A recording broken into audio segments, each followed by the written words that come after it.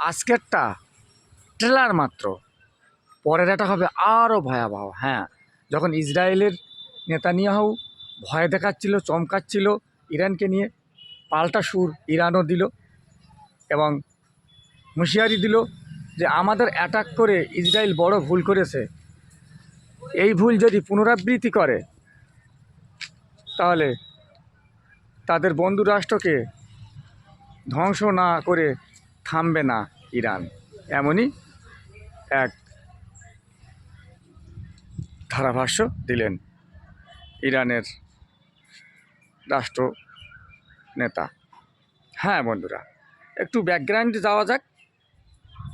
ইরানের south purse natural gas ফিল্ডে বুধবার ইসরায়েলি হামলায় বুঝিয়ে দিয়েছে যুদ্ধের ঝাঁজ আরও বাড়তে চলেছে। পাল্টা জবাবে কাতার, সৌদি আরব, সংযুক্ত আরব আমিরশাহীর গ্যাস এবং অয়েল ফিল্ডে হামলা চালানোর হুমকি দিয়েছিল ইরান। সেটা যে ফাঁকা আওয়াজ নয় তা স্পষ্ট হয়ে গেল বুধবার গভীর রাতেই। কাতারের সবচেয়ে গুরুত্বপূর্ণ এবং বিশ্বের সর্ববৃহৎ গ্যাস উত্তোলন কেন্দ্র রাস লাফান এ সোজা হামলা চালান ইরান। শুধু তাই নয়, ইরানি ক্ষেপণাস্ত্রের টার্গেট হলো সৌদি আরবের একটি এবং কুয়েতের দুটি তেল শোধনাগার। ইরানের সঙ্গে যুদ্ধের জেরে বিশ্বজুড়ে জ্বালানির যোগান এমনিতেই প্রশ্নের মুখে। তার মধ্যে উপসাগরীয় দেশগুলোর তেল ও গ্যাস উত্তোলন ক্ষেত্রে ইরানি হামলা বিপদ যে বাড়বে সেটা সম্ভবত ভালোই আঁচ করতে পারছেন মার্কিন প্রেসিডেন্ট ডোনাল্ড ট্রাম্প। আর তাই তড়িঘড়ি ট্রাম্পের বার্তা, ইরানের গ্যাস ফিল্ডে এই হামলা একেবারেই ইসরায়েলের নিজস্ব সিদ্ধান্ত। এ ব্যাপারে কিছুই জানতো না আমেরিকা। ভবিষ্যতে ইরানের তেল বা গ্যাসের কেন্দ্রে এমন অ্যাটাক করতে দেবে না আমেরিকা। তবে তেহরান যদি কাতারে ফের অকারণে হামলা করে তবে আমেরিকা ইরানকে নিশ্চিহ্ন করে দেওয়ার ক্ষমতা রাখে, সেটাও বুঝিয়ে দিলেন ট্রাম্প। আর মাঝরাতে প্রেস কনফারেন্সে ইসরায়েলের প্রধানমন্ত্রী বেঞ্জামিন নেতানিয়াহুর হুঙ্কার, ইরানের মিসাইল তৈরির ক্ষমতাই শেষ করে দিয়েছে ইসরায়েলের। সব বুলি বাক্য চালিয়ে যাচ্ছে একে অপরকে। ইরানের অ্যাটাক বুধবার ইসরায়েল তাদের সাউথ পার্স গ্যাস ফিল্ডে অ্যাটাক করার পরেই ইরান জানিয়ে দিয়েছিল প্রতিশোধ তারা যেভাবে হোক নিবে এবং তার ফল তারা দেখিয়ে দিয়েছেন। এরপরই বুধবার মাঝরাতে কাতারের প্রাকৃতিক গ্যাস উত্তোলন কেন্দ্রে অ্যাটাক করে ইরান। এটাই বিশ্বের সবচেয়ে বড় লিকুইফাইড ন্যাচারাল গ্যাস এলএনজি উত্তোলন কেন্দ্র। বিশ্বে প্রাকৃতিক গ্যাসের অন্যতম যোগানদার কাতার। তাদের দাবি, ইরানের অ্যাটাকের ভয়ে আগেই এই কেন্দ্রে গ্যাস উত্তোলন বন্ধ করেছিল তারা। কিন্তু ইরানের মিসাইল অ্যাটাকের ফলে এই গ্যাস ফিল্ডের বড় অংশ ক্ষতিগ্রস্ত হয়েছে। তা কাটিয়ে উঠতে বেশ কিছুটা সময় লাগবে। আবুধাবি জানায় তাদের হাফসান এবং ব্যাব গ্যাস উত্তোলন কেন্দ্রে হামলা চালিয়েছে ইরান। এটা যুদ্ধে উস্কানি।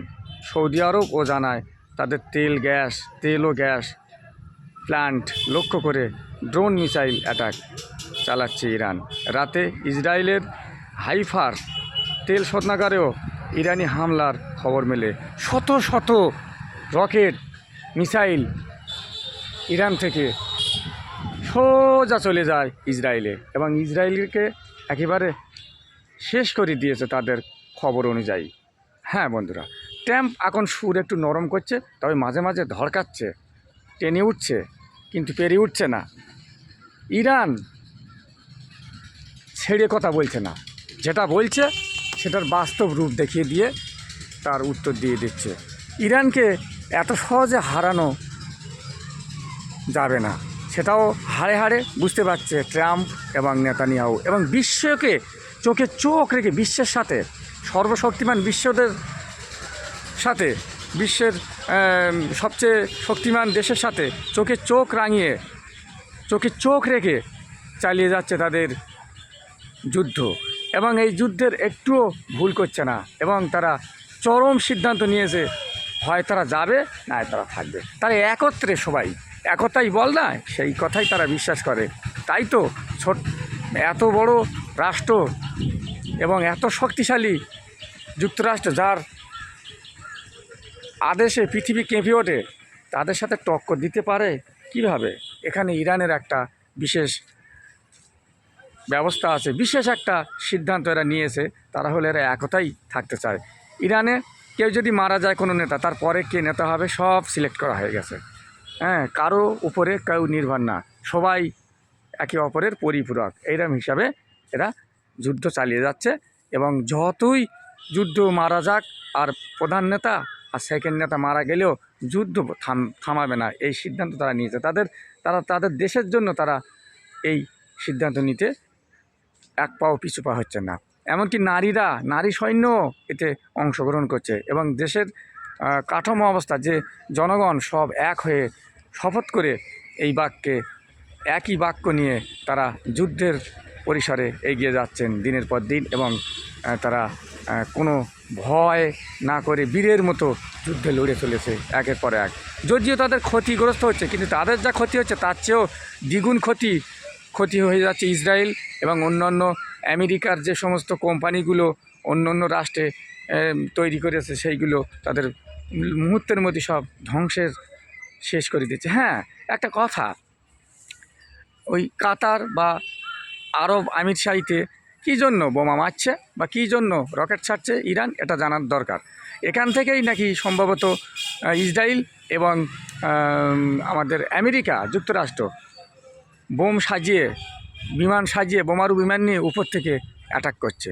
সেই সুযোগ যাতে না দিতে পারে তার জন্য বারবার ইরান অনুরোধ করছে, কিন্তু তাদের কথা নিচ্ছে না। সেই রাগে পড়ে সম্ভবত এটা করছে ইরান। তবে ক্ষতি হচ্ছে, ব্যাপকভাবে ক্ষতি হচ্ছে, ব্যাপক, সব চুরমার করে ফেলছে। ইরানের রাগের কাছে সব শেষ হয়ে যাচ্ছে, চূর্ণ বিচূর্ণ হয়ে পড়ছে। হ্যাঁ বন্ধুরা, এখন চীন এবং রাশিয়াও পিছে নেই, উত্তর কোরিয়াও দেখে রাখছে অবস্থা কেমন, সময় বুঝে সব এগিয়ে যাবেন। ফ্রান্স, ব্রিটেন, এদেরকে যে নেটো শক্তির কাছ থেকে শক্তি সঞ্চয় করার জন্য আমেরিকা করেছিল, জলপথে আক্রমণ করার জন্য নৌবহর চেয়েছিল, কিন্তু সবাই অকপটে সেই গ্রাহ্য করেনি, এবং সবাই চাচ্ছে যে যুদ্ধটা থামুক। কিন্তু ভিতরে ওরাও বুঝতে পারছে যে আমেরিকা এটা ইসরায়েলের কথা মতো উঠছে পড়ছে, এবং ইসরায়েলের কথায় জড়িয়ে পড়ে সমগ্র বিশ্বটাকে নষ্ট করে দিচ্ছে। তারা বুঝতে পেরেছে, সেই জন্য ওরাও নিজেদেরকে সরিয়ে নিচ্ছে এই যুদ্ধ থেকে। এটাই হলো বাস্তব রূপ বর্তমানের। হ্যাঁ বন্ধুরা, তো আপনাদের কেমন লাগছে এই ছোট্ট একটা ভিডিও দিলাম। এই ভিডিওটা কেমন লাগছে আপনারা আপনাদের মতামত জানাবেন। যদি কোনো ভুল ত্রুটি হয় একটু বলবেন, আমি আবার শুধরে নিয়ে পরের ভিডিও ভালো করে আরও চেষ্টা করব। আপনারা ভালো থাকেন, সুস্থ থাকেন, আপনাদের জীবনযাত্রা ভালো হোক। আগামীকাল রোজার শেষ হচ্ছে আজকেরে, আগামীকাল ঈদ মোবারক সকল বন্ধুদের, ফেসবুক বন্ধু এবং ইউটিউবারদের। তো আজ এই পর্যন্ত, ভালো থাকেন, সুস্থ থাকেন। আমার চ্যানেলটা একটু সাবস্ক্রাইব করবেন, আর ফেসবুক বন্ধুরা আপনারা ফলো করবেন। ওকে, আজ তাহলে এই পর্যন্ত, ভালো থাকেন, সুস্থ থাকেন। আজ এই ছোট্ট ভিডিওটা বন্ধ করছি, আপনারা একটু মনে রাখবেন।